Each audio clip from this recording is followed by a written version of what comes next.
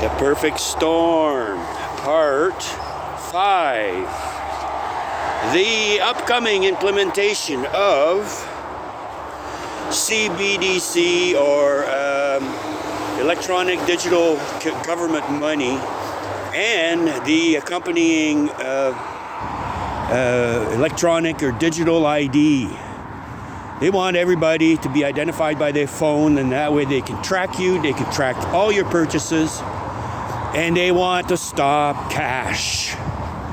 Why they want to stop cash? Well, you know, if I buy something off of you for $10, you get the $10.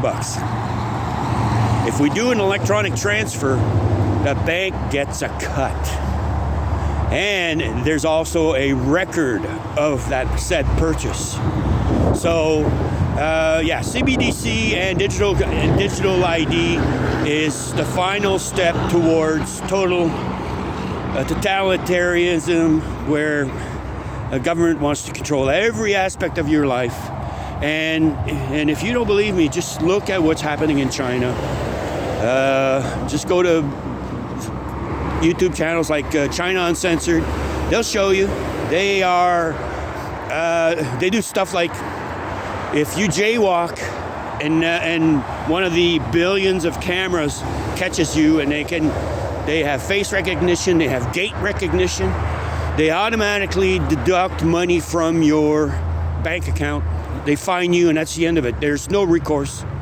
Next thing, if you get low on the credit score, then they just cut you out of society. You can't buy food, you can't travel, you can't do anything.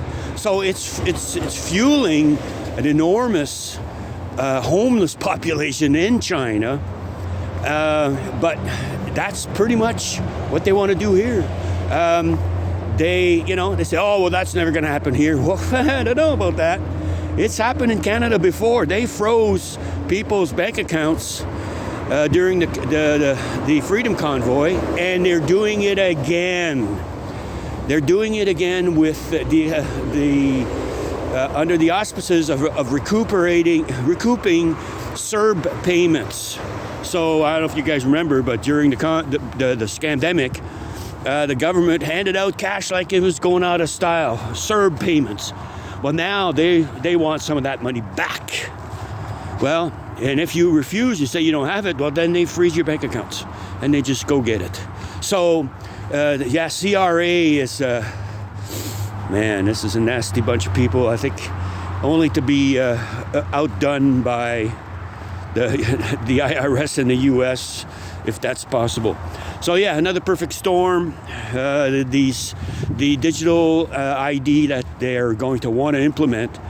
See, in Canada, our Prime Minister is a little much more sneaky and probably more intelligent than Starmer in the UK. Starmer came out and said, "Oh, you're going to have it," and then there's a big revolt and nobody wants it. Well, in Canada, he's going to sneak it in the back door. In other words, you want to go to the hospital? Oh, you need a digital ID. You want to take advantage of any government program? Oh, you need digital ID. So, Mark Carney is, he's a devious little bugger. He's going to sneak it in the back door instead of coming out, because he was asked, and he out and out said, "Oh, no, we don't have any plans of doing any of that stuff."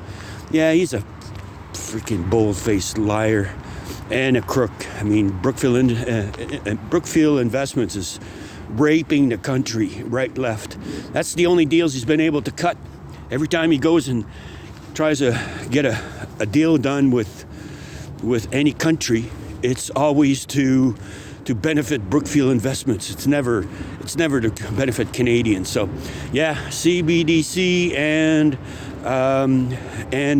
digital currency and digital ID. Bad idea, guys. Don't give up your cash for nothing. Another perfect storm.